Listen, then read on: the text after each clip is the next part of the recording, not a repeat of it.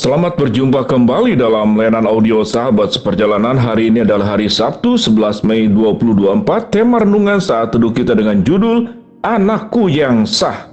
Firman Tuhan terambil dalam 1 Timotius pasal 1 ayat yang pertama sampai dan kedua. Dari Paulus, Rasul Yesus Kristus menurut perintah Allah Juru Selamat kita, dan Kristus Yesus dasar pengharapan kita. Kepada Timotius, anakku yang sah di dalam iman, kasih karunia rahmat dan damai sejahtera dari Allah Bapa dan Kristus Yesus Tuhan kita menyertai engkau. Mari kita berdoa. Bapa yang di dalam surga, kami bersyukur kami memiliki keluarga yang sah antara orang tua, anak, dan hubungan keluarga yang lainnya. Namun kami akan belajar tentang hubungan keluarga di dalam iman. Dalam nama Tuhan Yesus kami berdoa, amin. Shalom sahabat seperjalanan yang dikasihi Tuhan, anakku yang sah.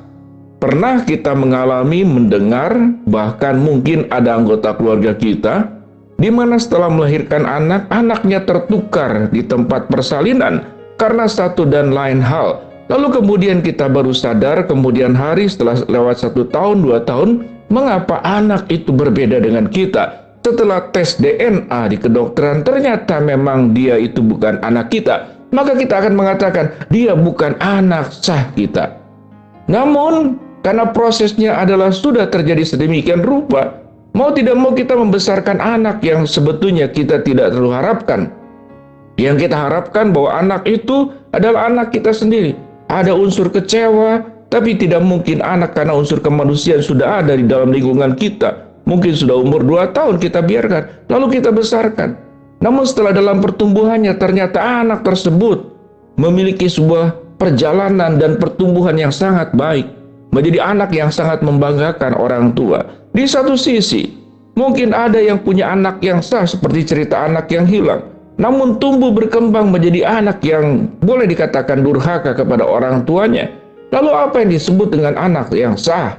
Di dalam bagian firman Tuhan yang kita pelajari barusan di dalam 2 ayat dalam 1 Timotius pasal pertama, ayat pertama yang kedua. Paulus menyebut Timotius sebagai anakku yang sah di dalam iman Yesus Kristus. Apa yang dimaksud dengan anakku yang sah di dalam iman? Adalah sebuah hubungan, bukan hubungan darah antar anggota keluarga, tapi hubungan sedarah, yaitu darah di dalam Kristus Yesus. Jadi sahabat seperjalanan, kalau kita bertemu dengan orang-orang percaya, maka kita boleh berkata, engkau dan aku adalah hubungannya sedarah. Sedarah dengan siapa? Sedarah di dalam pengampunan yang diberikan oleh Kristus Yesus, keselamatan oleh bilur-bilurnya, oleh tetes-tetes darahnya, kita menjadi satu keluarga, yaitu keluarga sedarah di dalam darah Yesus Kristus. Sahabat seperjalanan, anakku yang sah. Pemahaman sah bukan berbicara tentang hubungan darah antar manusia, tetapi anak yang sah di dalam iman Yesus Kristus tidak hanya berbicara tentang Timotius menjadi anaknya Paulus di dalam iman, tetapi sesungguhnya Timotius dan Paulus adalah anaknya daripada Kristus Yesus sendiri. Anak-anak Allah yang diberikan tugas. Tentu Paulus yang lebih dahulu menjadi rasul, menjadi penginjil, menjadi pemberita kebenaran. Lalu kemudian merekrut sedemikian banyak teman-teman yang baru, pengikut-pengikut yang baru, termasuk Timotius. Dia yang diberikan tugas oleh Paulus untuk mengembalakan jemaat di Efesus, bahkan di sekelilingnya. Jadi tugasnya itu sedemikian luar biasa. Kemudian di dalam surat yang ditulis oleh Paulus kepada Timotius, anakku yang sah di dalam Kristus Yesus. Lalu dikatakan, dalam iman kasih karunia rahmat damai sejahtera dari Allah Bapa kita dan Kristus Yesus Tuhan kita menyertai engkau. Paulus punya tugas mengabarkan Injil, dan Paulus juga punya tugas untuk mencetak pemuritan kepada murid-murid baru yang akan meneruskan seluruh perjalanan panggilan yang sudah Tuhan titipkan kepada dirinya. Lalu panggilan Allah itu juga menjadi tugas Paulus disampaikan kepada murid-murid yang baru, kepada rasul-rasul yang baru, kepada orang-orang baru, pemberita-pemberita Injil yang baru, pemberita-pemberita kebenaran, anakku yang sah di dalam iman. Kita tahu dengan jelas bahwa tugas Timotius bukanlah tugas yang mudah, karena Timotius itu dikuatkan oleh Paulus untuk melakukan tugas penggembalaan di gereja Efesus. Catatan kita melihat dalam surat Timotius bagaimana mengangkat para penilik jemaat berbicara tentang kepemimpinan di dalam gereja. Bagaimana seorang pemimpin itu menjadi orang yang mudah diajar, tidak cacat, suami dari satu istri, mampu menahan diri, bijaksana, sopan, bisa memberikan tumpangan, cakap mengajar, dan mau hidup berjerih lelah, berjuang sebagai bentuk daripada pertandingan iman. Sahabat seperjalanan berbicara tentang anak yang sah.